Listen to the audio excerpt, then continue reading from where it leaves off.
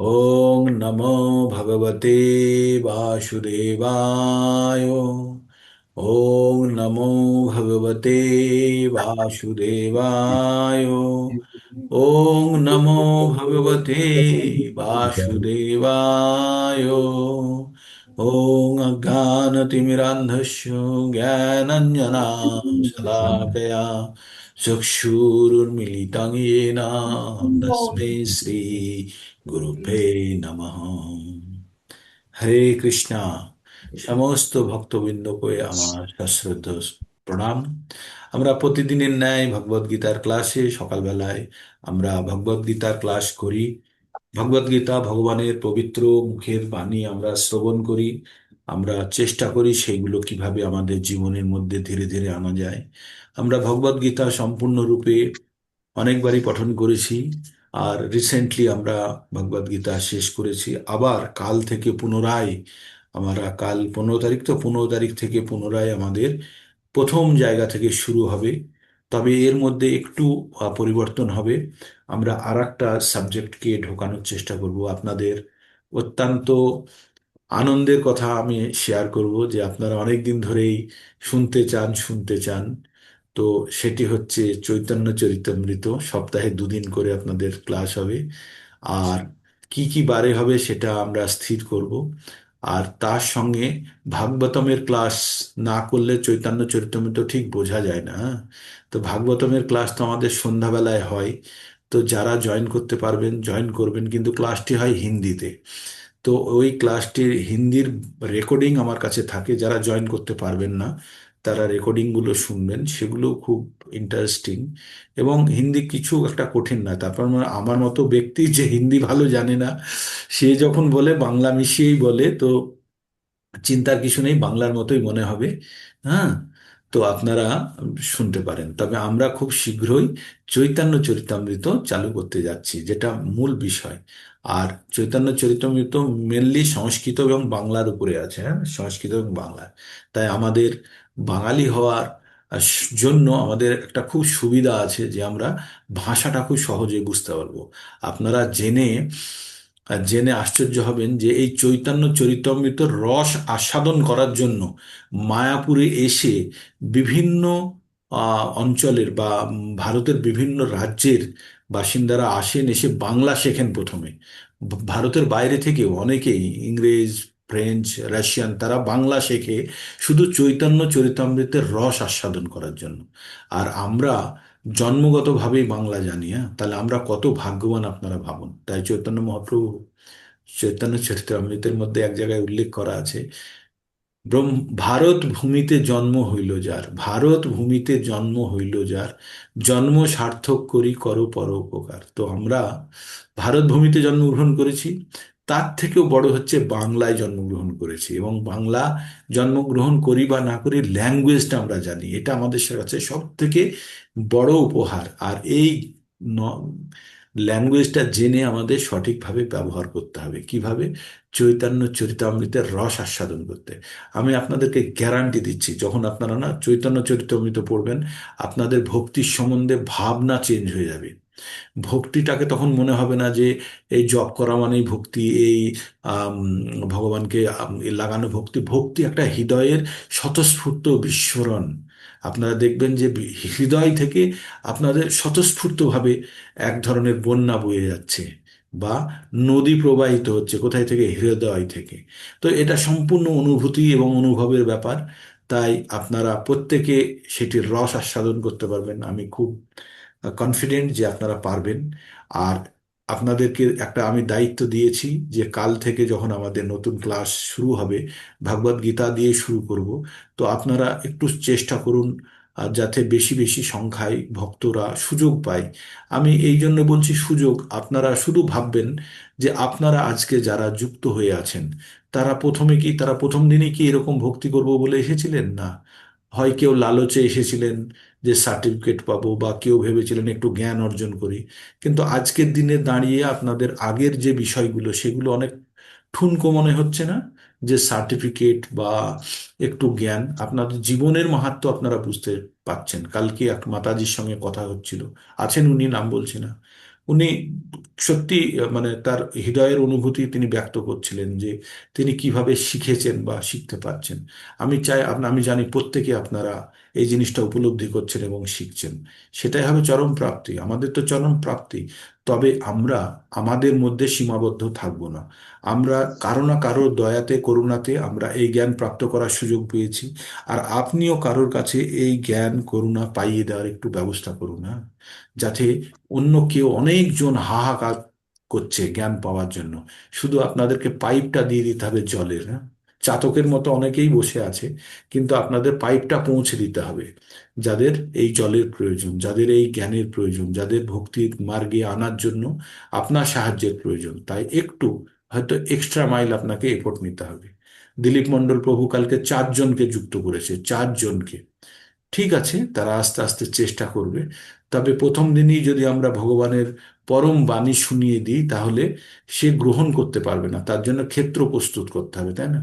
আমরা জমিতে যখন চাষ করি, তার আগে তাদের জল দেওয়া, সার দেওয়া, ঘাস তুলে ফেলা, জমিকে একদম সুন্দরভাবে তৈরি করে তারপরে বীজ বপন করা হয়, তবেই দেখবেন যে খুব সুন্দর ফসল উৎপন্ন হয়।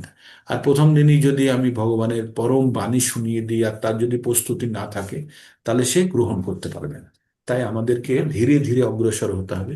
প্রথমে সেই ব্যক্তিকে কনফিডেন্সে নিতে হবে, তাকে বোঝাতে হবে যে আমরা আমরা জীবনে যে কাজটা করছি, সেই কাজটি আমাদের জীবনের মুখ্য উদ্দেশ্য নয়, এর বাইরেও আমাদের অনেক কিছু করার আছে। আমাদের এই গ্রুপে আগে অনেক জয়েন করতেন, যারা এখন আবার বিচ্ছিন্ন হয়ে গেছে। তাদেরকে আপনারা যারা যারা যুক্ত করিয়েছিলেন, তাদের দায়িত্ব হচ্ছে সেই প্রভুজিস মাতাজিদেরকে কল করে আবার তাদেরকে বলা যে তোমরা তো মাঝখানে ছুটে গেছিলে, আবার আমরা প্রথম থেকে শুরু করছি। এবার যারা যারা পুরোটা শুনেছেন, যারা যারা পুরোটা পড়ে ফেলেছেন, তারা যখন আবার শুনবেন, আবার নতুন কিছু পেতে শুরু করবেন। আমি আমার মানে পুরো আমার নিজের অভিজ্ঞতা দিয়ে বলছি। আমি যতবার এটাকে পঠন করি, ততবারই নতুন ভাবে এর মধ্যে নতুনত্ব খুঁজে পাই, হ্যাঁ। তো ভাগবত গীতার এটাই মাহাত্ম্য। ভাগবত গীতা যতবার পড়বেন, আপনি 100 বার পড়ে ফেলুন না, তবু আপনি এর মধ্যে প্রত্যেকবার নতুনত্ব পাবেন, এত বিশাল বিষয়টি। তো আমরা ধীরে ধীরে ভগবদ গীতাতে আবার প্রবেশ করব। আজকের বিষয়টা হবে, আজকে আমরা একটা বিশেষ বিষয়ে কথা বলবো, যে আমাদের দুঃখ এবং কষ্টের কারণ কি। আমাদের দুঃখ কষ্টের কারণ কি, এটা নিয়ে আমরা আজকে ব্যাখ্যা করব। তো আমরা প্রতিদিন ভগবদ গীতা পড়ি। ভগবদ গীতা ভগবানের মুখনিসৃত বাণী। কুরুক্ষেত্রের যুদ্ধক্ষেত্রে অর্জুন যখন বিষাদগ্রস্ত হয়ে নিজের আত্মীয় পরিজনদেরকে দেখে যখন সে যুদ্ধ না করার জন্য মনস্থির করেছিলেন, তখন ভগবান তাকে এই পরম জ্ঞান দিয়েছিলেন। এই পরম জ্ঞানের মধ্যে 5টি বিষয় সম্বন্ধে ভগবান অর্জুনকে জ্ঞান দিয়েছিলেন। 5টি বিষয়, মূল বিষয়, আরো অনেক বিষয় আছে, কিন্তু মূল বিষয় 5টি। ঈশ্বর, জীব, প্রকৃতি, সময় এবং কর্ম। একটি আর একটির সঙ্গে সবগুলো সম্পর্কযুক্ত। ঈশ্বর সবকিছু স্রষ্টা, তিনি সবকিছু সৃষ্টি করেছেন এবং সবকিছু তিনি চালনা করেন। 8-এর 5-এ তিনি কি বলছেন? অহম সর্বস্ব প্রভাব মত্ত সর্বং প্রবর্ততে। বলছে আমি সবকিছুর সৃষ্টিকারী। অহম সর্বস্ব প্রভাব, আমার থেকেই সবকিছু উৎপন্ন হয়েছে। মত্ত সর্বং প্রবর্ততে, আমার আশেপাশেই সব আমার দ্বারা পরিচালিত হয়ে সবকিছু রক্ষণাবেক্ষণ হচ্ছে এবং চলছে, তাই না? তো ভগবান কি বললেন? যে ভগবানই সবকিছু সৃষ্টিকর্তা, ভগবান দ্বারা সবকিছু নিয়ন্ত্রিত হচ্ছে। জীব, জীব মানে হচ্ছে, ভগবান জীব সম্বন্ধে কি বলেছেন? মামে বংশ জীবালোকে জীবা ভূতান সনাতন মনোষষ্ঠানি ইন্দ্রিয়ানি প্রকৃতি স্থানে কর্ষতি। পুনরোর সাথে বলছে ভগবান, বলছে জীব কাদেরকে বলছে? ভগবানের অংশ। আর তারা কি করছে? এই প্রকৃতিতে কঠোর সংগ্রাম করছে। কেন? এই প্রকৃতিতে তারা ভোগ করার জন্য কঠোর সংগ্রাম করছে। কাকে ভোগ, কাকে সন্তুষ্ট করছে? মন আর 5টি ইন্দ্রিয়, ঠিক। মনঃষষ্ঠানি ইন্দ্রিয়াণি প্রকৃতিস্থানে কার্যত। তারপরে আমাদের কি আছে? সময়। প্রকৃতি। প্রকৃতি কি? প্রকৃতি হচ্ছে এই ভগবানের বহিরাঙ্গা শক্তি। ভগবানের বহিরাঙ্গা শক্তি। তাহলে ভগবানের কতগুলো শক্তি আছে? একটা হচ্ছে অন্তরঙ্গা শক্তি, একটা হচ্ছে বহিরাঙ্গা শক্তি, আর একটা হচ্ছে তটস্থ শক্তি। তটস্থ। এই তট, তট মানে হচ্ছে আর ডাঙা আর জলের মাঝখানে যে জায়গাটা তাকে বলা হয় তট, কখনো ভেজা থাকে কখনো শুষ্ক থাকে। তো তেমনই যারা অন্তরঙ্গা শক্তি এবং বহিরঙ্গা শক্তির মধ্যে দোলাচল করে, কখনো এদিকে কখনো ওইদিকে, তারা হচ্ছে তটস্থ শক্তি। আর তারা কারা? আমরা আমরা হচ্ছে ভগবানের তটস্থ শক্তির অন্তর্গত। তাই ভগবান আমাদেরকে হরে কৃষ্ণ, তো ভগবান তাই আমাদেরকে, কেন আমরা তথস্থ শক্তি?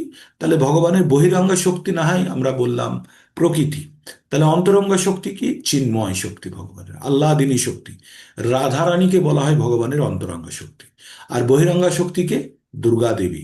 তাহলে দুর্গা দেবী হচ্ছে ভগবানের বহিরঙ্গা শক্তি, যে এই জড় জগৎকে তিনি চালনা করছেন। আর আমরা হচ্ছি এই জেল। দুর্গা যদি দুর্গকে যে রক্ষা করেন তিনি হচ্ছেন দুর্গা। আর দুর্গ মানে হচ্ছে জেল। এই জেলের মধ্যে আমরা যারা আটকে আছি, তারা আমরা শাস্তি ভোগ করছি কিসের জন্য? আমাদের ইচ্ছা অনিচ্ছাকে পূর্তি করার জন্য আমরা যা চেয়েছি সেই শাস্তি ভোগ করছি। তাহলে এখান থেকে বেরোনোর রাস্তা কি? এখান থেকে বেরোনোর রাস্তা হলে এই দুর্গটি যার, কার দুর্গটি? দুর্গা দেবী রক্ষণাবেক্ষণ করে, কিন্তু মালিক কে? ভগবান। তাহলে ভগবানের কাছে যদি আমরা প্রার্থনা করি তবে আমরা বেরোতে পারবো। তাই ভগবান এক জায়গায় বলেছেন, দেবী দৈবী হৈসা গুণময়ী মম মায়া দূরত্বয়া মামে রোজ প্রপদ্যন্তে মায়া মেতাম তারন্তিতে। 7-14 নম্বরে আছে। তো দৈবী হইসা গুণমী, তো এটাকে ব্যাখ্যা করব আমরা। তো আমরা, তো ভগবানের সঙ্গে প্রকৃতির সম্পর্ক জানতে পারলাম। ভগবানের সঙ্গে জীবের সম্পর্ক কি? জীব অন্তরঙ্গা শক্তি, জীবের মধ্যে কি আছে? আত্মা আছে, সেটা হচ্ছে চিন্ময় শক্তি, অন্তরঙ্গা শক্তি। আর এই আত্মাকে ঘিরে রেখেছে কে? 24টি তত্ত্ব। বলুন, একজন আনমিউট করে এই 24টি তত্ত্বের নাম বলুন। একজন আনমিউট করুন, বলুন। হরে কৃষ্ণ। একজন আনমিউট করে এই 24টি তত্ত্বের নাম বলুন, যে 24টি বহিরাঙ্গ শক্তির অংশ, যা দিয়ে আমাদের এই আহ, স্থূল শরীরটি গঠিত বা আমাদের শরীর গঠিত। বলুন 24টি তত্ত্ব। দীপ্তি শাহ মাতাজি। বললি প্রভু। বলুন মাতাজি, বলুন। হিতি আপ তেজ মরুদ বোম, 5টি ভূত, চক্ষু কর্ণ নাসিকা জিহ্বা ত্বক, 5টি কর্মেন্দ্রিয়, হাত পা মুখ উপস্থ পায়ু, 5টি জ্ঞানেন্দ্রিয়, আর ইন্দ্রিয়ের বিষয় সমূহ রূপ রস গন্ধ স্পর্শ শব্দ। এছাড়া রয়েছে মন বুদ্ধি অহংকার আর প্রধান। এর সঙ্গে আত্মা জুড়ে গিয়ে মানুষ বা প্রাণী। ঠিক আছে। তো যখন ক্ষিতি, তারপরে আপনার মরুদ্গম বললেন, তো অ- বাংলাতে আমরা বলে দেবো এটাকে, হ্যাঁ, মাটি জল বায়ু অগ্নি আকাশ। মাটি, হ্যাঁ। হুম। আর আপনি জ্ঞানেন্দ্রিয় আর কর্মেন্দ্রিয়টাকে একটু ঘুরিয়ে দিয়েছিলেন, হ্যাঁ, আগে পিছিয়ে হয়েছিল। জ্ঞানেন্দ্রিয় হচ্ছে চক্ষু কর্ণ নাসিকা জিহ্বা, আর কর্মেন্দ্রিয় হচ্ছে হাত পানিপাত, পা মুখ উদর উপস্থ, পানিপদ, আহ তারপরে হচ্ছে হাত মুখ পা, চক্ষু জননাঙ্গ, পায়ু। আর হচ্ছে আপনার পায়ু। ঠিক আছে, তো এই হচ্ছে পাঁচটি পাঁচটি 10টা, আর 5টি বিষয়সমূহ রূপ রস গন্ধ শব্দ স্পর্শ। আর মন বুদ্ধি অহংকার আর প্রধান, তাই না? তো কালকে এটার উপরে বিশদ ভাগবতমে এটারই আলোচনা চলছিল, যে কিভাবে কি সৃষ্টি হয়েছে। প্রথমে সৃষ্টি কিভাবে হলো? আকাশ, আকাশে শুধু ধ্বনি, তারপরে বায়ু, বায়ুতে ধ্বনি এবং স্পর্শ, তারপরে হলো অগ্নি, অগ্নিতে হলো ধ্বনি, স্পর্শ এবং আকার, তারপরে হলো অগ্নি থেকে হলো জল, জল হলো ধ্বনি, ধ্বনি, স্পর্শ, আকার এবং স্বাদ, মানে 4টে আপনার ইন্দ্রিয়কে ধরে নিল। তারপর হলো তার থেকে হলো মাটি বা ভূমি। সেক্ষেত্রে হলো ভূমি কি হলো? শব্দ। ভূমিতে কি কি থাকছে? শব্দ, স্পর্শ, আকার, স্বাদ এবং গন্ধ। এই 5টি ইন্দ্রিয়কে কভার করলো, একটা একটা দিয়ে আস্তে আস্তে 5টা। তো এগুলো বিশদ আছে, আমরা কখনো কখনো আলোচনার মধ্যে চলে আসবে। মোটামুটি এইভাবে মনে রাখবেন। তো তাহলে আমরা প্রকৃতির বহিরঙ্গা প্রকৃতি হচ্ছে 24টি, আর অন্তরঙ্গা প্রকৃতির একটি মিলে 25টি তত্ত্ব নিয়ে আমাদের এই জড় শরীর বা আমরা জীবরা গঠিত হয়েছি, তাই না? তো এই জীব সম্বন্ধে জানলাম, তাহলে আমরা কি সম্বন্ধে জানলাম? ঈশ্বর, প্রকৃতি, জীব এবার আমরা জানবো সময়। সময়টা কি? সময়টা হচ্ছে কাল। ভগবান কি বলেছেন 11 নম্বর অধ্যায়ের 32 নম্বর শ্লোকে বলেছেন, কাল অস্মি লোকক্ষয় কৃত প্রবৃদ্ধ। ভগবান বলছেন আমি কাল, আমি কাল হিসাবে আমি এই লোক ক্ষয় করার জন্য আসি। তো এই যে আমাদের দেশে এখন যুদ্ধ বিগ্রহ, পরমাণু যুদ্ধ হবে, অনেক কিছু হবে, তো জানবেন যে এগুলো সব লোক ক্ষয় করার জন্য ভগবানের প্ল্যান। 800 কোটি, 850 কোটি জনতা হয়ে গেছে, 10 কোটি 100 কোটি লোক মরবে, তার জন্য ভগবান একটা যুদ্ধের আয়োজন করবে, ঠিক আছে? তো এগুলো সব ভগবানের প্ল্যানিং এর মধ্যেই চলে, লোক ক্ষয় করার জন্য। মানুষ নিজেদের মধ্যে নিজেরাই লড়াই করে মরবে। ভগবানও এটা চাই যে কিছু লোক ক্ষয় হোক, তারপরে আবার পৃথিবী সুন্দরভাবে গড়ে উঠবে। তো তাহলে আমাদের কাল গেল। আর কর্ম। কর্ম এবার কি? কর্ম হচ্ছে এমন একটি ব্যাপার বা বিষয় যেটি মনুষ্যের কাছে স্বাধীনতা আছে, হ্যাঁ। তো আমরা কর্ম মানে কি, যখন জীব প্রকৃতির সঙ্গে আদান প্রদান করে সেটিকে বলা হয় কর্ম। যখন জীব প্রকৃতির সঙ্গে আদান প্রদান করে সেটিকে বলা হয় কর্ম। আর এই আদান প্রদান যখনই জীব করে প্রকৃতির সঙ্গে, তখনই বিপদটা ঘটে। কারণ আমরা প্রকৃতি থেকে কিছু নিলাম বা প্রকৃতিতে কিছু ফেললাম। তো যখনই আমরা কিছু গ্রহণ করছি তখন কি হচ্ছে, তার ফল উৎপন্ন হয়। তাই কর্মকে 3 ভাগে ভাগ করা হয়: সকাম কর্ম, বিকর্ম আর অকর্ম। সকাম কর্ম মানে যে কর্মের ফলে পুণ্য উৎপন্ন হয় তাকে বলা হয় সকাম কর্ম। যে কর্মের ফলে পাপ উৎপন্ন হয় তাকে বলা হয় বিকর্ম। আর যে কর্মের ফলে পাপ বা পুণ্য উৎপন্ন হয় না সেটিকে বলা হয় অকর্ম। তাহলে আমাদের পাপ বা পুণ্য উৎপন্ন হয় না এরকম কর্মের কেন প্রয়োজন? কারণ আমাদের জীবন ধারণ করতে গেলে যে কোনো না কোনো কর্ম করতেই হবে। আর কর্ম মানেই হচ্ছে বন্ধনকারী। কর্মের যখনই ফল আসবে, বন্ধনকারী মানে কি? যেটা বেঁধে ফেলে। কি বেঁধে ফেলে আমাদেরকে? এই জড় জগতে। তার মানে আমরা প্রতিবার, যতবারই আমরা কর্মের ফল উৎপন্ন করব, সেই ফল আমাদেরকে কি করবে? আমাদেরকে পুনরায় জন্মগ্রহণ করতে বাধ্য করবে। তো যদি বলেন ভালোই তো আছি, জন্মগ্রহণ করতে অসুবিধা কি? অসুবিধা কিছু নেই। আমরা জীবন ধারণ যখন করি, জন্মগ্রহণ করি, জন্মের অবস্থায় যখন আমরা প্রথমবার ভূমিষ্ঠ হই, তখন আমরা হাসি না কাঁদি? আমরা তখন কান্নাকাটি করি কেন? কান্নাকাটি কি আরামের না কষ্টের? কষ্টের কারণে কান্নাকাটি হয় না আনন্দের কারণে কান্নাকাটি হয়? যখন কষ্ট হয় তখন আমরা কান্নাকাটি করি। তো একটা সন্তান যখন ভূমিষ্ঠ হয় প্রথমবার, তখন প্রচুর কষ্ট পায় সে। মাতা তো পায়ই, সন্তানও প্রচুর কষ্ট পায়। এই যে কষ্টের ফলস্বরূপ তার ভিতরে এতদিন চুপ করে, তার মুখ দিয়ে কোনো কথাই বেরোয়নি, সে যখন মাতৃগর্ভে থাকে তখন তার কোনো কথা বেরোয় না, কিন্তু ভূমিষ্ঠ হতেই প্রথমে সে কান্না দিয়ে শুরু করে। কারণ তার সমস্ত কষ্টের অভিব্যক্তি বা তখনই ব্যক্ত করার চেষ্টা করে। তাই জন্ম অত্যন্ত কষ্টকর। আপনারা যদি ভাবেন যে জন্ম তো বাচ্চা, সে তো সৃষ্টি হওয়া থেকে সে তো কিছুই বুঝতে পারছে না, তার অনুভূতি নেই, তার সব অনুভূতি আছে। সে স্থূল শরীরটা তার বিকশিত না হলে সূক্ষ্ম শরীর সম্পূর্ণ নিয়ে এসে বসে থাকে সেখানে। আমরা জানি আমাদের শরীরের মধ্যে তিনটে স্তর আছে।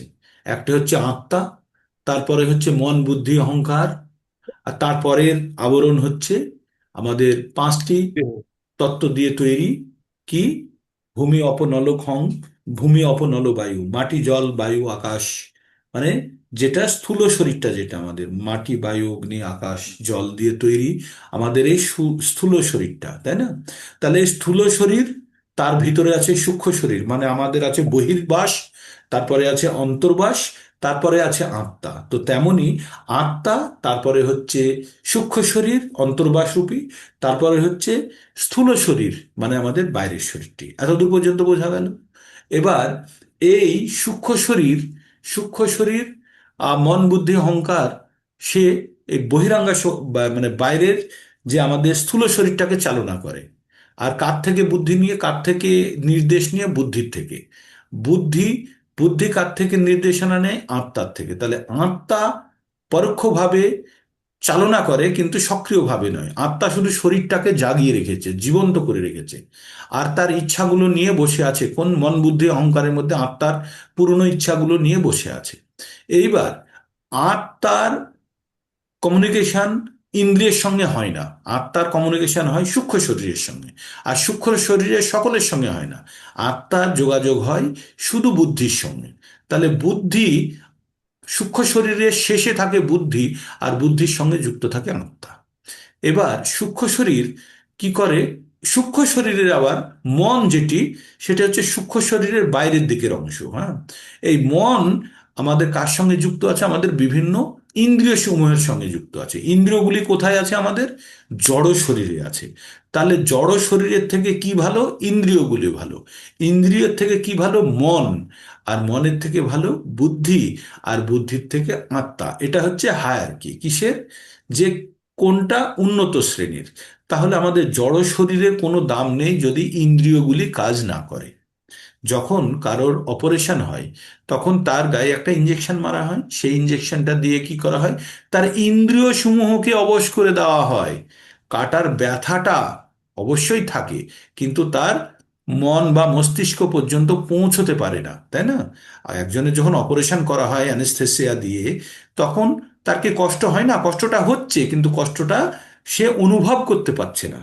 তার শরীরের একটা ভিন্ন অংশ কেটে সেই অংশটা কাটার জন্য যে যন্ত্রণা হয়, সেই যন্ত্রণা সে ভোগ করছে না, তার কাছে পৌঁছচ্ছে না বলে। কিন্তু কাটার যন্ত্রণা থাকবে, কিন্তু তার কাছে পৌঁছচ্ছে না। কোথায়? মন পর্যন্ত পৌঁছচ্ছে না, কারণ ইন্দ্রিয় সমূহকে অবশ করে দেওয়া হয়েছে। তাহলে আমাদের যত কিছু সুখ দুঃখের মূল কি? কোথা থেকে আমরা সুখ বা দুঃখটা অনুভব করি?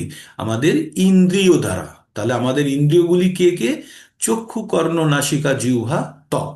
এই পাঁচটি ইন্দ্রিয় দ্বারা আমরা সুখ বা দুঃখ অনুভব করি। তাহলে আমাদের এই জড় জগতে যে কষ্ট হয়, আমরা যে আগুনে হাত দিলে হাতটা পুড়ে যায়, পুড়ে তো? কোন জায়গাটা পোড়ে? হাতের চামড়াটা পোড়ে। প্রথমত তো চামড়া পড়ে, পড়ে আর সেইখান থেকেই কিন্তু আমরা গরমের অনুভূতিটা ভোগ করি, এবং হাতকে সঙ্গে সঙ্গে মস্তিষ্ক বলে সরিয়ে নিই ওখান থেকে, তাই না? তখন আমরা হাতটাকে সরিয়ে নিই। তো আমাদের যে সুখ আর দুঃখের কারণটা কি? আমাদের সুখ আর দুঃখের কারণটা হচ্ছে আমাদের ইন্দ্রিয় দ্বারা অনুভব। আমাদের ইন্দ্রিয়গুলি কি কি যারা অনুভব করে? চক্ষু, কর্ণ, নাসিকা, জিহ্বা, ত্বক আর মন। এই হচ্ছে ছটি আমাদের ইন্দ্রিয়। পাঁচটি বহিরিন্দ্রিয় আর একটি হচ্ছে অন্তরিন্দ্রিয়। এই ইন্দ্রিয় দ্বারা আমরা জড়জগতের সঙ্গে, জড়জগতের যে তথ্য সেটা সংগ্রহ করি। কম্পিউটারে যেমন ইনপুট ডিভাইস কিবোর্ড মাউস, তেমনি আমাদের শরীরের বাইরের জগৎ থেকে খবর নেয়ার জন্য এটিই হচ্ছে আমাদের যোগাযোগের মাধ্যম। সেটি হচ্ছে পঞ্চেন্দ্রিয়, চক্ষু, কর্ণ, নাসিকা, জিহ্বা, ত্বক। এইগুলোকে যদি আমি বন্ধ করে দিই, এইগুলোকে যদি ঢেকে দিই, তাহলে কিন্তু আমি বাইরের জগতের সঙ্গে যোগাযোগ করতে পারবো না। আমার যোগাযোগের সব রাস্তা বন্ধ হয়ে গেল। চোখে পট্টি লাগিয়ে নিলেন, নাকে কাপড় শুকানো ক্লিপ লাগিয়ে নিলেন, তারপরে কানে ইয়ার ডিফেন্ডার দিয়ে দিলেন যাতে হাওয়া না ঢুকতে পারে কানে, শব্দ যেতে পারবে না। গায়ে মোটা চাদর দিয়ে ঢেকে নিলেন চক্ষু, কর্ণ, নাসিকা, জিহ্বা, জিহ্বা মুখ বন্ধ করে দিলেন সেলোটেপ মেরে। তাহলে যখন এইগুলো যখন হবে, তখন আপনি জড় জগতের সঙ্গে যোগাযোগ করতে পারবেন? বলুন, করতে পারবেন? আপনার চোখ বন্ধ, আপনার কান বন্ধ, আপনার জিহ্বা বন্ধ, আপনার নাক বন্ধ, আর আপনার গা ঢাকা আছে। এইরকম অবস্থা একটা মৃত মানুষের সমান। একটা ঘরের মধ্যে আপনি ভাবুন, আপনি একা আছেন, আপনার চোখ বাঁধা, আপনি কানে কিছু শুনতে পাচ্ছেন না, আর আপনি চোখে কিছু দেখতে পাচ্ছেন না, কানে কিছু শুনতে পাচ্ছেন না, গায়ে কোনো অনুভূতি নেই, আপনার গায়ে কোনো স্পর্শ আসছে না, আর আপনার জিহ্বা এবং নাক বন্ধ করা আছে। এমতো অবস্থায় আপনি জড়জগৎ থেকে কোনো রকম তথ্য সংগ্রহ করতে পারবেন? পারবেন না। আপনি দিনের বেলায় আছেন না রাত্রে আছেন, সূর্যের আলোতে আছেন না ঘরে আছেন, স্বর্গে আছেন না মর্তে আছেন, কিচ্ছু বুঝতে পারবেন না। ঘর গরম না ঠান্ডা, কারণ আপনার তো গরম না ঠান্ডা কি করে বুঝবেন? আপনার স্পর্শ, যে ত্বক, ত্বককেও তো ঢাকা আছে। এই রকম অবস্থাতে যদি আমরা যখন থাকি, তখন আমরা কোনো ধরনের সুখ বা দুঃখ ভোগ করি না। তাই আমাদের সুখ বা দুঃখ যেটা, ভোগের কারণ হচ্ছে কি? সুখ বা দুঃখের জন্য ঘটনা আমাদের সামনে উপস্থিত হওয়া। তাই আমরা আমাদের এই অনুভূতিগুলো টেকনিক্যালি কে দেয়? আমাদের অনুভূতিগুলো দেয় আমাদের ইন্দ্রিয়। তাই ভগবান 2 নম্বর অধ্যায়ের 14 নম্বর শ্লোকে বলছে, মাত্রা স্পর্শাস্তু কন্তেয়। মাত্রা মানে ডিগ্রি, আমরা বলি না তাপমাত্রা, সেই মাত্রা। মাত্রা স্পর্শাস্তু, স্পর্শাস্তু মানে ছুঁয়ে দেখা। তো মাত্রা স্পর্শাস্তু কোনতেও, শীত উষ্ণ। তাহলে শীত বা গরম, ঠান্ডা বা গরম আমরা কিভাবে বুঝি? আমরা ছুঁয়ে, যখন আমরা চাদর গায়ে দিয়ে থাকি তখন আমাদের ঠান্ডা লাগে না কেন?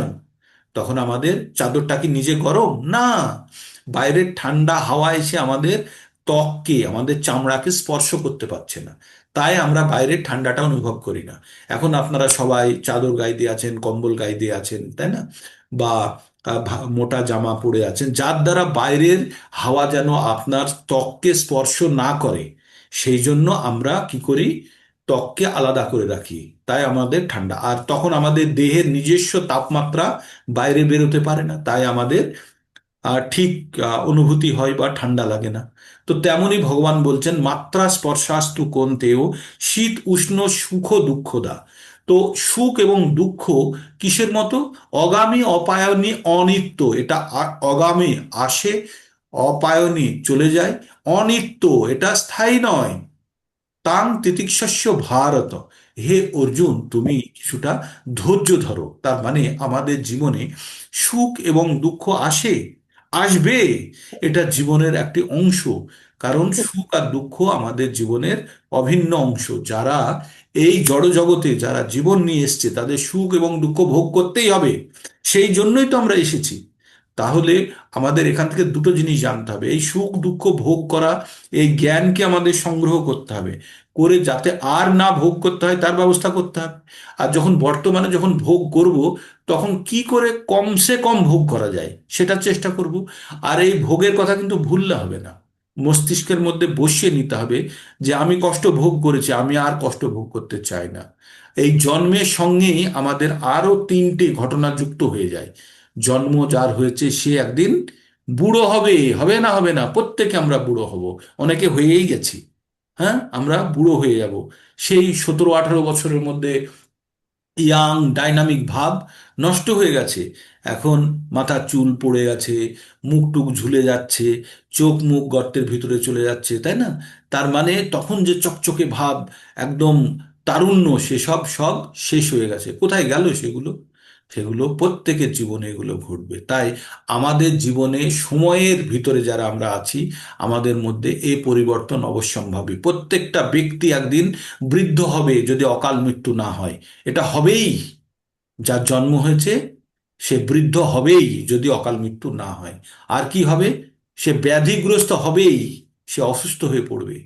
আর কি হবে? অসুস্থ হবে, আর তারপরে তার মৃত্যু হবে।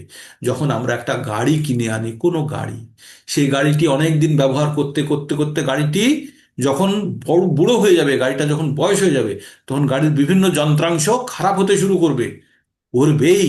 তারপরে একদিন মনে হবে যে আর রিপেয়ার করা যাচ্ছে না, গাড়িটাকে বেচে দিই বা ছেড়ে দিই, ফেলে দিই, তাই না?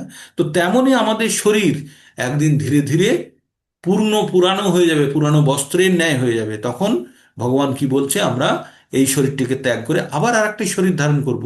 কেমন শরীর ধারণ করব? যে সমস্ত ইচ্ছাগুলো অপূর্ণ আছে, সেই ইচ্ছাগুলোকে পূরণ করার জন্য আবার একটি শরীর ধারণ করব। আবার সেই জন্ম, বৃদ্ধ অবস্থা, বুড়ো অবস্থা, বৃদ্ধ অবস্থা, অসুস্থ অবস্থা, আর তারপরে হবে আচ্ছা, যখন আমরা অসুস্থ হই তখন আমরা কি করি? তখন কি আমরা কাউকে বলি, ভাইকে বলি, দাদাকে বলি যে যা একটু গিয়ে আমার জন্য হসপিটাল ঘুরে আয় তো, ডাক্তারকে দেখিয়ে আয় তো, আর দিয়ে ওষুধটা তুই খেয়ে নে? বলি না, আমাদেরকে ভোগ করতে হয়। তার মানে এগুলো সব আমাদের ব্যক্তিগত জীবনের, এখান থেকে কারো রক্ষে নেই। প্রত্যেককে অসুস্থ যে হবে তাকেই ওষুধ খেতে হবে। যার শরীরে অপারেশন হয়েছে সেই কষ্টটা ভোগ করবে, অন্য কেউ ভোগ করবে না। আহা উহু করতে পারে, কিন্তু কষ্ট ভোগ করবে সেই ব্যক্তি। তাই সেই ব্যক্তি যদি নির্লজ্জ না হয়, নির্লজ্জ কেন বলছি, আমরা একই অপরাধ একই কাজ যদি বারবার করি তখন আমাদেরকে নির্লজ্জ বলা হয়, যার লজ্জা নেই। তাই ব্রাহ্মণের একটা গুণ হচ্ছে লজ্জা। তাই আমাদের মধ্যে লজ্জা থাকতে হবে। কিসের লজ্জা? এই যে কষ্ট পাচ্ছি তার কারণ জানতে হবে, জেনে যাতে এই কষ্ট আর না পেতে হয়, সেই জন্য আমাদেরকে সচেষ্ট হতে হবে। তাহলে জন্ম হলো, বৃদ্ধ হলো, তারপরে কি হলো, জরা, অসুস্থ হলো, ব্যাধি হলো, তারপরে শেষে মৃত্যু। আর মৃত্যু ভয় সব থেকে কঠিন। আমাদের মৃত্যু ভয়, মানে শীতকালে স্নান করতে ঢোকার আগে অবস্থা, স্নান করতে শীতকালে ঢুকতে বললেই আমাদের মাথা খারাপ হয়ে যায়, না স্নানটা বাদ দিয়ে সব ঠিক আছে, যদি জল গরম না হয়। তো জলটা গরম হলে কিন্তু স্নান করতে অসুবিধা হয় না, হয়? হয় না। আর এবার জলটাকে গরম করতে হবে, তো আমরা যারা ভগবদ গীতা পড়ি তারা গরম জলে স্নান করি, আর যারা ভগবদ গীতা পঠন করে না তারা ঠান্ডা জলে স্নান করে। স্নান সকলকেই করতে হবে, কিন্তু গরম জলে স্নান করলে আনন্দ থাকে, তাই না? যে কোনো কষ্ট নেই, স্নান করার পরে আমি আমি পবিত্র হয়ে যাব, শৌচতা পেয়ে যাব। কিন্তু যারা ঠান্ডা জলে স্নান করে তারা হু হা হা করে মরে যায়। তো গরম জলটা কি? গরম জলটা হচ্ছে প্রকৃত জ্ঞান। জ্ঞান কি? এই জীবন সম্বন্ধে যখন আমরা জ্ঞান অর্জন করে যাব, আমরা জেনে যাব জন্ম মৃত্যু জরা ব্যাধি কি আমাদের জীবনের অঙ্গাঙ্গী ভাবে জড়িত। আর এটি হবেই। আমাদের শরীর, আমাদের পরিচয় আমরা শরীর নয়, আমরা কি? আত্মা।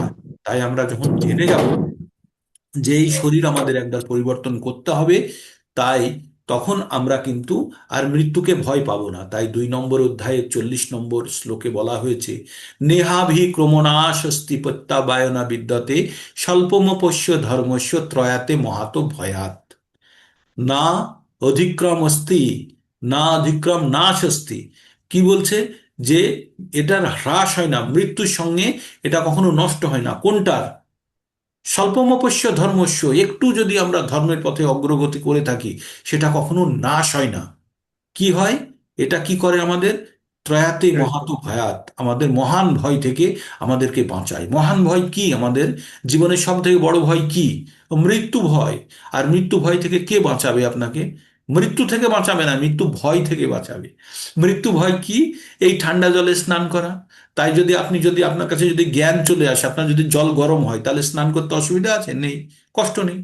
তেমনই আমাদের কাছে যখন জ্ঞান পুষ্ট হয়ে যায়, তখন গরম জলে স্নান করার মতো করি, চাই শীত হোক। আর শীতকালে আমরা স্নান করতে আমাদের কষ্ট বেশি, তো শীতকালে যখন আমরা গরম জলে স্নান করি তাহলে আমাদের কোনো কষ্ট নেই, তাই না? গিজার অন আছে, ট্যাপে জল, গরম জল পড়ছে, আমরা আনন্দ ভোগ করি। তো তেমনই বৈষ্ণব যখন দেহ ত্যাগ করে তখন সে আনন্দের সঙ্গে দেহ ত্যাগ করে, কারণ সে জানে যে সে এই কষ্টের জীবন থেকে অব্যাহতি পেল, সে পরম লক্ষ্যে পৌঁছলো। কখন? যখন সে সব কাজগুলো ঠিকমতো করবে।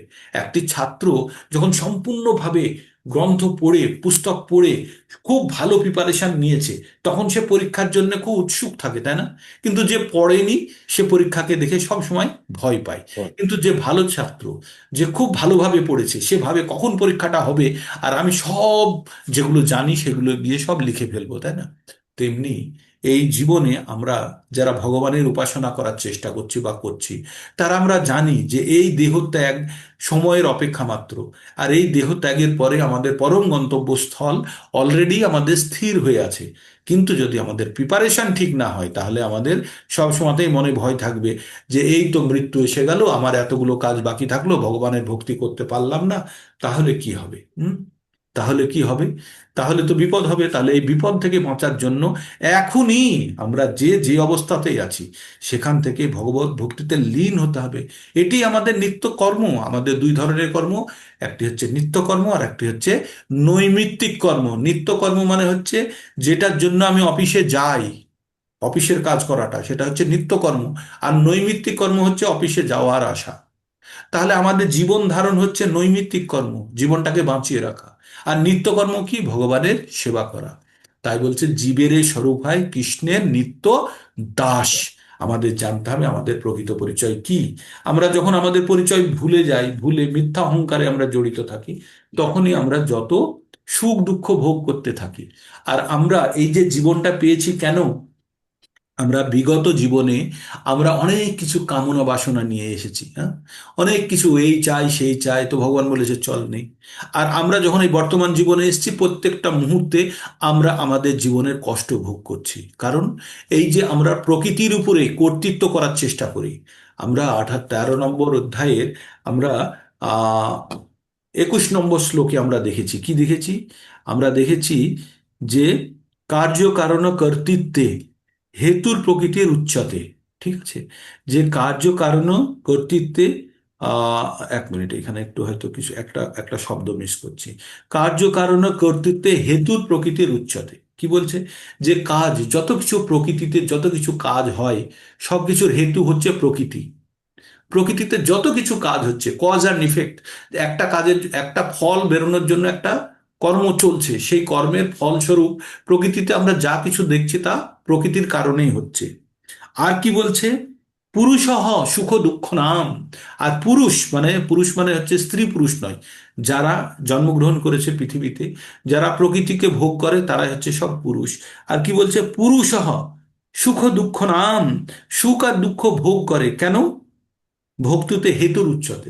আর নিজের কারণে সে এই পৃথিবীতে সুখ দুঃখ ভোগ করে। তাহলে আমরা সুখ আর দুঃখ কেন ভোগ করি পৃথিবীতে? আমাদের কারণে। আজকে বর্তমান আমার যে জীবন, এই জীবনের কারণ কি? এই জীবনের কারণ হচ্ছে আমি।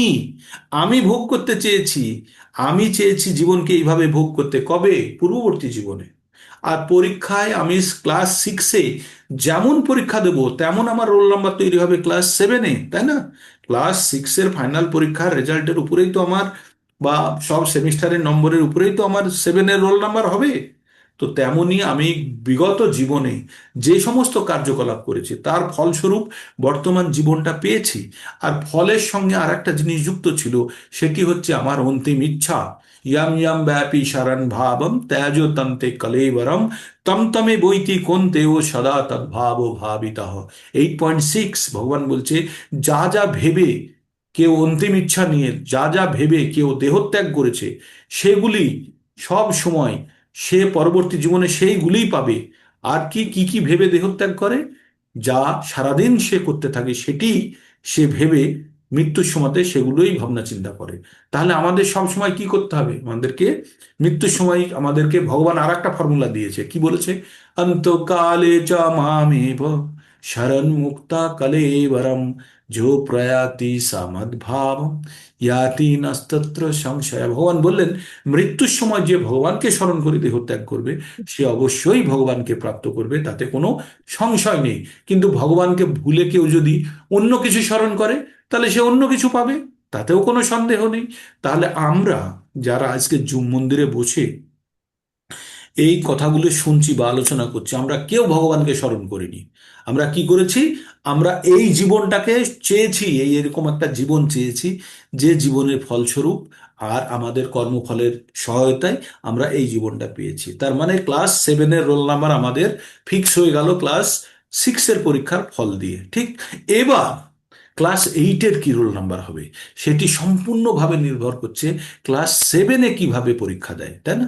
তো পরীক্ষা দিতে গেলে আমাদের কি লাগে? প্রস্তুতি লাগে, পড়াশোনা লাগে। আপনারা সেই প্রস্তুতি এবং পড়াশোনা করছেন, যার দ্বারা আপনাদের পরবর্তী জীবন কি হবে সেটি নির্ভর করছে। তাই ভগবান অর্জুনকে পরের শ্লোকে বললেন, 8.7-এ কি বললেন? ভগবান বললেন যে তসমাদ সর্বেষু কালেষু মাম অনুসরম যুদ্ধচ। হে অর্জুন, তুমি এক কাজ করো, কি করো? তাই তুমি সব সময় আমাকে স্মরণ করো, করে তোমার যাবতীয় কাজ আছে সব কিছু তুমি করো, কিন্তু আমাকে স্মরণ করো। তাহলে কি হবে? মৃত্যু যখনই আসুক তুমি যেন আমাকে মিস না করো। কারণ মৃত্যুকালে যদি কেউ ভগবানকে স্মরণ করতে পারে তাহলে কিন্তু তার কাজ হয়ে গেল, তার পারপাস সলভ হয়ে গেল। তাই ভগবান বলছে, তুমি সব সময় আমাকেই স্মরণ করো, যখনই মৃত্যু আসুক লাস্টে তো তুমি আমাকেই স্মরণ করবে। তাই আমাদেরকেও সবসময় আমাদের এই ভাবনায় থাকতে হবে যে আমাদের নিত্য ধর্ম বা নিত্য কর্ম যেটা আছে সেটা যেন আমরা ভুলে না যাই, আমাদের প্রকৃত পরিচয় না ভুলি। আমাদের প্রকৃত পরিচয় হচ্ছে, ভগবান বললেন, জীবের স্বরূপ হয় কৃষ্ণ নিত্য দাস। আমরা ভগবানের বিভিন্ন অংশ, আর অংশের কাজ হচ্ছে পুণ্যের সেবা করা।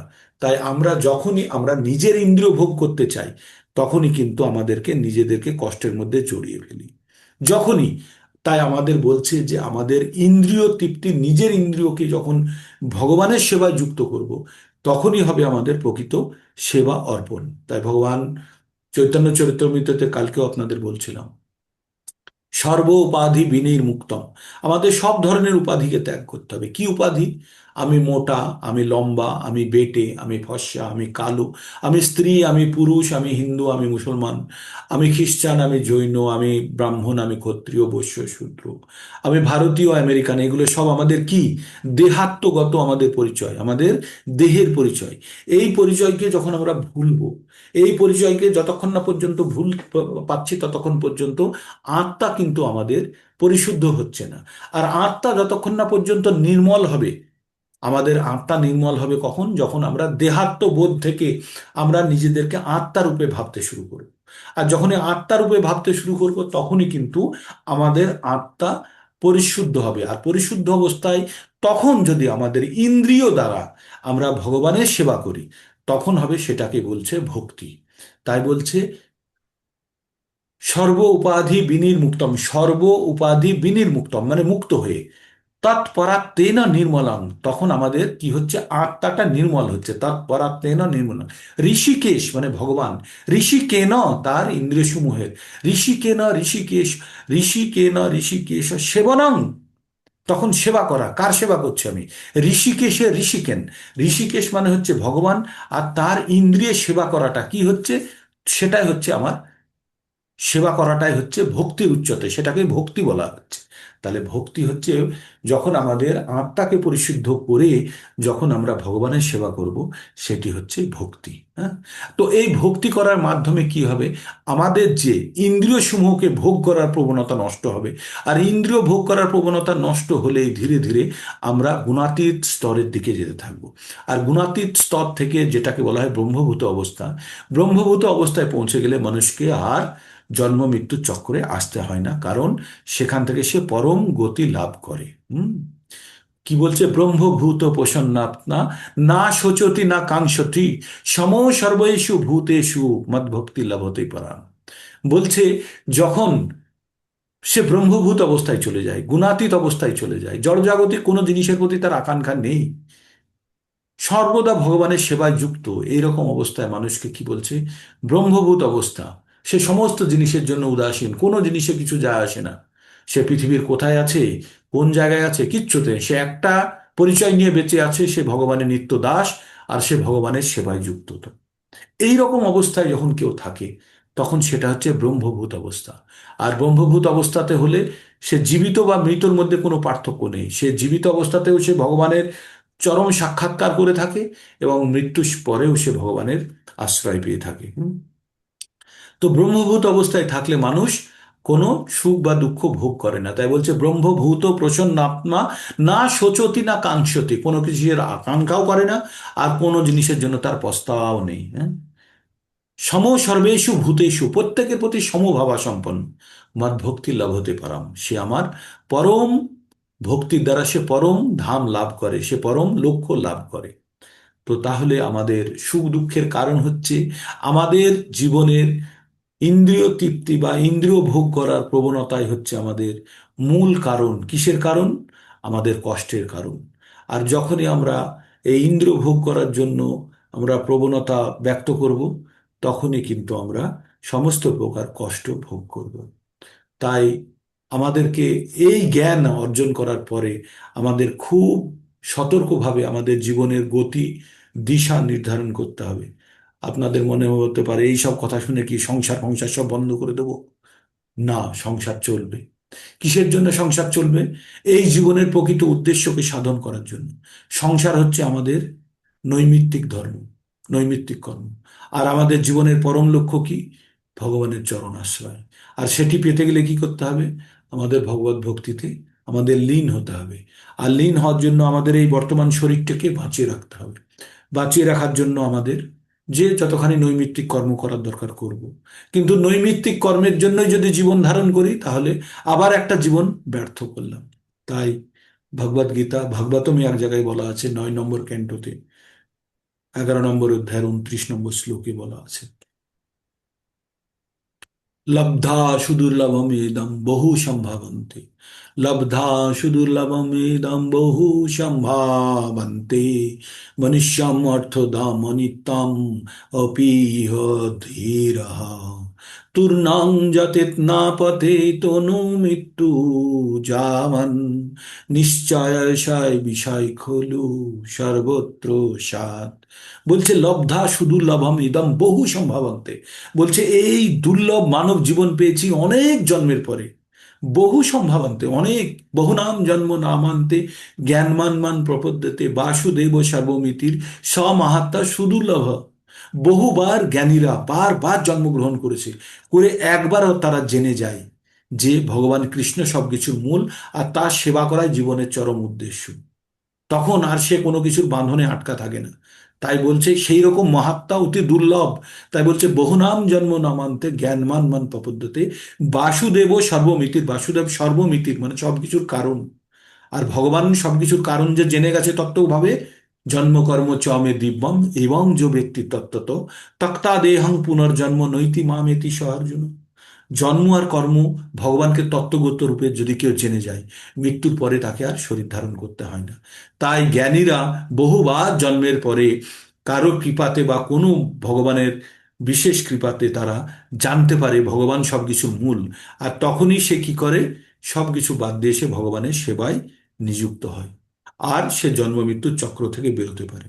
তো আমরা এই যে বহু সম্ভাবান্তে অনেক অনেক জন্মের পরে আমরা সুদুর্লভ, দুর্লভ মানে যে জিনিসটা পাওয়া যায় না, আর সুদুর্লভ মানে আরো দুর্লভ, আরো, তো অনেক দুর্লভ মানব জীবন পেয়েছি।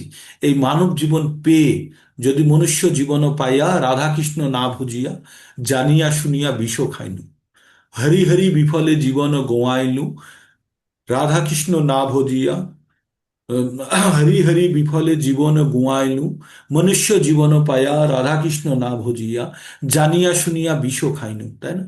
তো তাই বলছে নরোত্তম দাস ঠাকুর বলছে যে হরি হরি বিফলে জীবনটাকে কাটিয়ে দিলাম, আর এই জীবনে রাধাকৃষ্ণকে না ভজে মনে হচ্ছে যেন আমি জেনে শুনে বিষ খাচ্ছি। তো এই উপলব্ধি যখন আমাদের মধ্যে আসবে, লব্ধা শুধু লবাম এবং বহু সম্ভাবান্তে, অনেক অনেক জন্মের পরে আমরা অনেক কষ্ট করার পরে একটা লটারির টিকিট পেয়েছি বা স্টেডিয়ামে ঢোকার টিকিট পেয়েছি, আর এইবার যদি আমরা স্টেডিয়ামে না ঢুকি তাহলে আমাদের কি বুদ্ধিমান বলা হবে না বোকা বলা হবে? তাই বলছে টুন্নাং যাতে না পাতে তনু মৃত্যু জবান। বলছে তাই আর এই জীবনকে অধঃপতিত হতে দিও না, সঙ্গে সঙ্গে এক্ষুনি অবিলম্বে তুমি কি করো, ভক্তির আশ্রয় নাও। টুন্নাং যাতে না পাতে তনু মৃত্যু জবান নিশ্চয় আশায় বিষয় খুলু সর্বদা। সব সময়তে তুমি ভগবানের চিন্তায় মগ্ন হয়ে নিজের জীবনকে সার্থক করো। তাই ভগবান বলছে যে ভারত ভূমিতে জন্ম হইল যা, জন্ম সার্থক করি, আগে নিজের জন্মকে সার্থক করুন, করে করি পরোপকার, এবার অন্যকে জ্ঞান প্রদান করব। তাহলে আমরা ভগবত গীতা যখন প্রচার করব, প্রচারের আগে আমাদের কি হতে হবে, আচার। আমি যে জিনিসগুলো মানি না সেটি, সেই জ্ঞান যেন আমরা অন্য কাউকে না দিই। আমি যদি ষোলোমালা না করি আমি কাউকে বলতে পারবো না ষোলোমালা করুন। আমি যদি চারটে নিয়ম পালন না করি তাহলে আমি কাউকে বলতে পারবো না চারটে নিয়ম আপনি ভাঙছেন, তাই না, বা করুন। তাহলে আমাদের প্রথমে আমাদেরকে নিজেদেরকে তৈরি করতে হবে। একবার নিজেদেরকে আমরা যেই তৈরি করতে পারবো, তারপরে কিন্তু প্রচারে আপনি দেখবেন বেগ এসে যাবে। আপনি যেটা বলবেন সেটি সুন্দরভাবে সব শ্রবণ করবে, কারণ তখন আমাদের প্রচারে বেগ আসবে। তাই আমাদেরকে প্রথমে জ্ঞান আরোহণ করতে হবে, আর জ্ঞান আরোহণ করার পরে আমাদের এই জ্ঞান অন্যের কাছে পৌঁছতে হবে। এবার জ্ঞান আরোহণের জন্য দুটো রাস্তা আছে। আপনার কাছে যদি মনে করুন, আপনি মনে করুন ডাক্তার কিন্তু আপনি ইঞ্জিনিয়ারিং জানেন না, তাহলে কি আপনি ইঞ্জিনিয়ারিং পড়তে যাবেন? জরুরি নয়। আপনি আপনার নিজের ধর্মে স্থিত থাকুন, আপনি ডাক্তারিতে স্থিত থাকুন, কিন্তু যে ইঞ্জিনিয়ারিং জানে তাকে আপনি হায়ার করুন, ভাড়া করুন, করে তাকে আপনি আপনার কাজটা বার করুন, তাই না? এখন আমরা আমাদের কোনো কেস হলে আমরা উকিলের কাছে যাই, আমরা কি ল পড়তে যাই? তখন না, উকিলের কাছে যাই, যে যার কাছে জ্ঞান আছে। তাহলে আমাদের কি করতে হবে, আমরা যদি নিজে সেই জিনিসটা বোঝাতে না পারি, যে জানে তার কাছে নিয়ে যেতে হবে, তাই না? আর কি করতে হবে, তাদেরকে পুস্তক বিতরণ করতে হবে। তাই ভগবান 18 নম্বর অধ্যায়ে কি বলছেন, বলছেন যোইদম পরমম গুহ্যম মদ ভক্তেষু অভিদাস্যতি ভক্তিময়ী পরম কীর্তা মামেব এষসি অসংশয়। সব থেকে সহজ পদ্ধতি বলেছে ভগবান। বলছে ভগবানের এই পবিত্র নাম যে তার ভক্তদের মধ্যে বিতরণ করে, সে যে তার কাছে আসবে তাতে কোনো সন্দেহ নেই। তাই ভগবানের পবিত্র নাম আপনারা বিতরণ করুন, নিজের জীবনকে সার্থক করুন। আর নিজের এই দুঃখে কষ্টের কারণ আপনারা জেনে গেছেন, যে আমাদের প্রকৃতিকে ভোগ করার ইচ্ছা, আর এই ভোগ করার ইচ্ছার জন্য আমরা জন্ম মৃত্যুর চক্রে আবদ্ধ হই। আর জন্ম মৃত্যুর চক্রে আবদ্ধ হলে জন্ম মৃত্যু জরা ব্যাধি আধি ভৌতিক, আধি আত্মিক, আর আধি দৈবিক, এই তিন প্রকার সমস্যার মধ্যে দিয়েও আমাদের যেতে হবে। আধি আত্মিক মানে নিজের শরীর সংক্রান্ত, মন সংক্রান্ত। আধি ভৌতিক মানে পড়শি দ্বারা কৃত ঝামেলা। আর আধি দৈবিক মানে ঝড় বৃষ্টি বন্যা খরা ভূমিকম্প, এগুলি সব আদি দৈবিক। তো এই সমস্যাগুলো আমরা আজকে জীবনে যদি বলি দেশ খারাপ হয়ে গেছে, এগুলো আগেও ছিল, এখনো আছে, পরবর্তীতে আরো হবে। এটি নিয়ম। পৃথিবীর নাম হচ্ছে দুঃখালয় অশাশ্বতম। এখানে যদি আপনি সুখ খোঁজেন তাহলে বেকুবি হবে, তাই না? একটা ফলের দোকানে গিয়ে যদি আপনি বলেন আমাকে 5 কেজি সর্ষের তেল দাও, বেকুবি, আপনি পাবেন না ওখানে। তাই না? মদের দোকানে গিয়ে যদি কেউ বলে 2 লিটার দুধ দিন, পাবেন? পাবেন না। কারণ তার নামই হচ্ছে মদিরালয়, সেখানে মদ পাওয়া যাবে। এটির নাম হচ্ছে দুঃখালয়, এখানে দুঃখ পাওয়া যাবে। তাই আমরা যারা জন্মগ্রহণ করেছি প্রত্যেকে দুঃখ পাওয়ার জন্য জন্মগ্রহণ করেছি। তাই এই দুঃখ পাওয়ার জন্য প্রস্তুত থাকতে হবে। তবে এখান থেকে আমাদের লজ্জা উৎপন্ন করতে হবে, আমাদের শিক্ষা গ্রহণ করতে হবে। এই দুঃখ যেন আর পুনরায় না পেতে হয়, তার জন্য কি করতে হবে, সেই কর্মটা করি। আর সেটি হচ্ছে ভগবত ভক্তি। যখন বলেছিলেন তখনই তো বলে দিয়েছিলেন। হরে কৃষ্ণ। তো অনেকক্ষণ হয়ে গেছে, তাই আমরা এবারে শেষ করব। তো আমাদের আজকের থেকে আমাদের কি নিষ্কর্ষ কি? আমাদের নিষ্কর্ষ হচ্ছে আমাদের প্রকৃত পরিচয় জেনে, আমাদের নিত্যকর্ম জেনে, আমাদেরকে সম্পূর্ণভাবে সর্বোপাধি ত্যাগ করে আমাদের কি করতে হবে, ভগবানের সেবায় যুক্ত হতে হবে। আর এই পরম জ্ঞান অন্যদের কাছে পৌঁছতে হবে, যাতে অন্যরা উপকৃত হয়, আমরাও উপকৃত হই, এবং এই জন্ম মৃত্যুর চক্র আবদ্ধ থেকে বেরিয়ে ভগবানের চরণাশ্রয় লাভ করতে পারে। হরে কৃষ্ণ, কৃষ্ণ কৃষ্ণ হরে হরে, হরে রাম, রাম রাম হরে হরে। অনেকক্ষণ আপনাদের মাথা খেয়ে নিয়েছি বক বক করে। হ্যাঁ, ক্যামেরা অন করুন, কারো কিছু বলার থাকলে আপনারা বলতে পারেন। হরে কৃষ্ণ প্রভু। হুম। অপূর্ব, প্রকৃত আয়না, প্রকৃত আয়না। দুটো লাইন গেয়ে দিই। ভজ রে মন শ্রী নন্দ নন্দন, অভয় চরণার বিন্দ রে। দুর্লভ মানব জনম সাত সঙ্গে, তর হুয়ে ভব সিন্ধু রে। গোবিন্দ দাস কবিরাজ দ্বারা রচিত। খুব সুন্দর, অপূর্ব খুব কবিতা। সুন্দর প্রভু। আর এই কথাগুলি অত্যন্ত তাৎপর্যপূর্ণ। তাহলে আমাদের প্রতিদিন আমরা ভগবদ গীতার কথা শুনি, আর আমরা শুনতে থাকবো। কাল থেকে আমাদের নতুন প্রোগ্রাম চালু হচ্ছে। আপনাদেরকে যে কথাগুলো বললাম, এই কথাগুলো আপনারা আরেকবার শুনুন। আর আর কে জিজ্ঞেস করছিলেন না, একদিন একটা রেকর্ডিং চাই, এই রেকর্ডিংটা শোনানোর চেষ্টা করুন, তাহলে যদি কিছু ফল লাভ হয়। রেকর্ডিংটা এখানে বন্ধ করি, আর যারা যা প্রশ্ন আছে বলতে পারেন, ক্যামেরা ও অন। আমি বলেছিলাম। হ্যাঁ, তো এই রেকর্ডিংটা শোনানোর জন্য কাজে লাগবে, ঠিক আছে? উদ্দেশ্য প্রণোদিত ভাবেই বানানো। হরে কৃষ্ণ। ওই এটা দিয়ে